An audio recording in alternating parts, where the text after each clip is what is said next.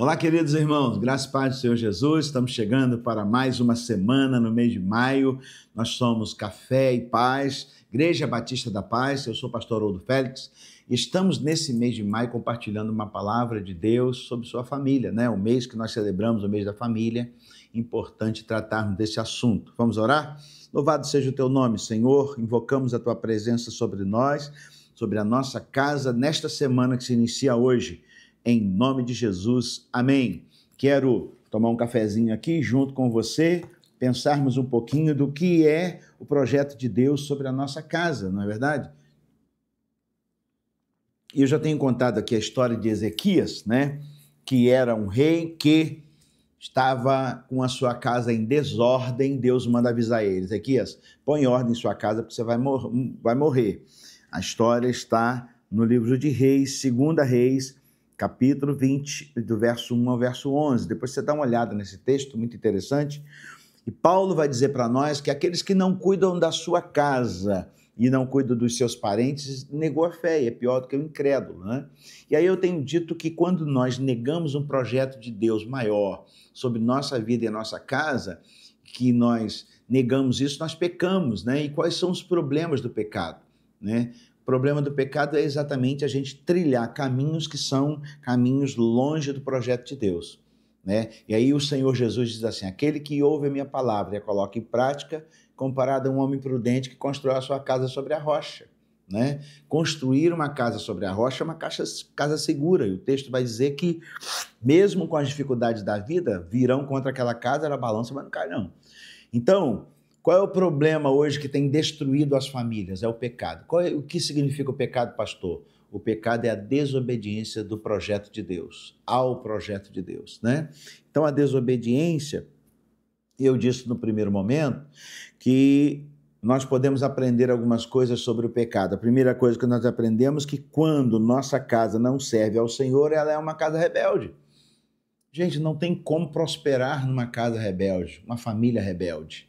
Eles se rebelam entre si, eles se rebelam contra Deus, eles se rebelam contra a natureza. É uma família doente, né? Segundo lugar, o aprendizado sobre pecado é que o pecado, a respeito do pecado, Deus perdoa o pecado, mas quando nós nos arrependemos. Mas quem diz que ele amputa ou cancela as consequências? Todo pecado tem consequência, tome cuidado com isso.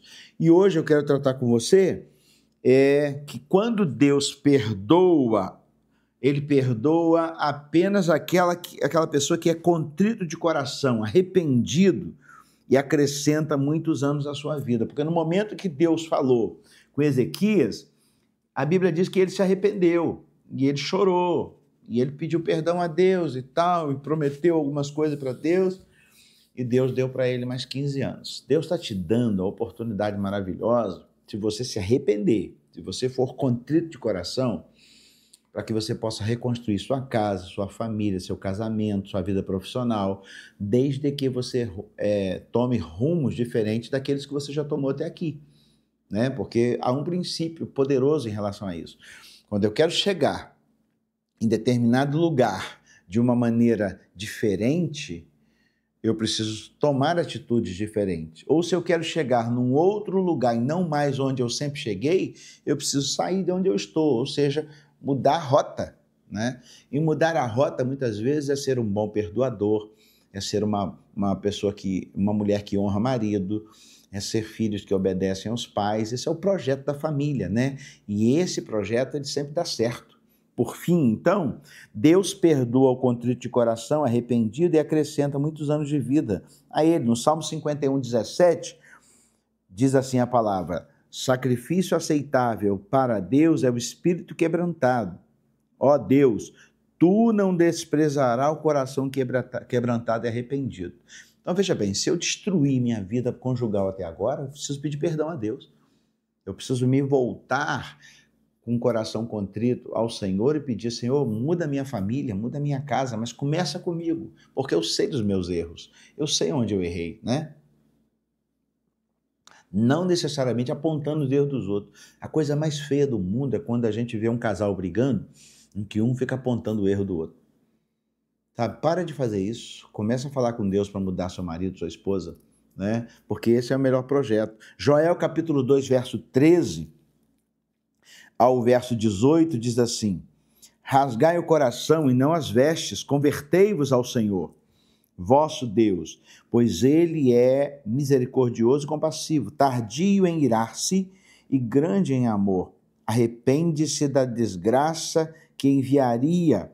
Talvez ele volte atrás e se arrepende e deixe uma bênção, uma oferta de cereais e uma oferta de libação para o Senhor, vosso Deus.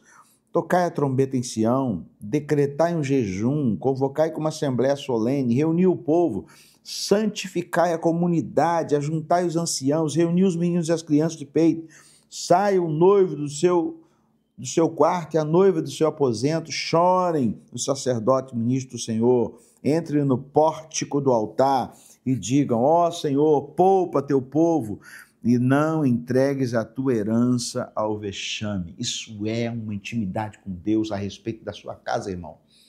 Essa palavra aqui para você, você tem criticado tudo, mas você como sacerdote, você não tem clamado, chorado, jejuado ao Senhor pela sua casa. Aí está querendo que dá certo, linda? Não vai dar, né? Você quer mudar a sua vida? Começa por você, né? Quer mudar a sua família? Começa por você. Quer que seus pais melhorem? Comece por você. Será uma semana de desafio, de novos propósitos. Que Deus te ajude a viver esse novo momento, esse novo tempo, com uma perspectiva diferente, né? Com estratégias diferentes. Porque um poema diz assim: família, todos temos, dela vivemos, nela nascemos, então crescemos. Para uns a família é só o pai, para outros é só a mãe, muitos só têm o avô, a avó, mas é família, sinônimo de calor. Tem família que é completa, repleta, discreta, seleta, aberta, outra é engraçada, atiçada, afinada, engrenada, esforçada, empenhada. Mas tem família complicada, indelicada, desajustada, desacertada, debilitada. Família é assim, lá não temos capa, nada nos escapa. Máscaras, como usar? Não dá para enganar. Às vezes queremos fingir, mas isto é apenas mentir. E é lá dentro de casa que surge, cresce, aparece o lobo voraz, o urso mordaz, elefantes ferozes com trombas e tudo, leões velozes com unhas e dentes inclementes. Família é lugar onde convivem os diferentes.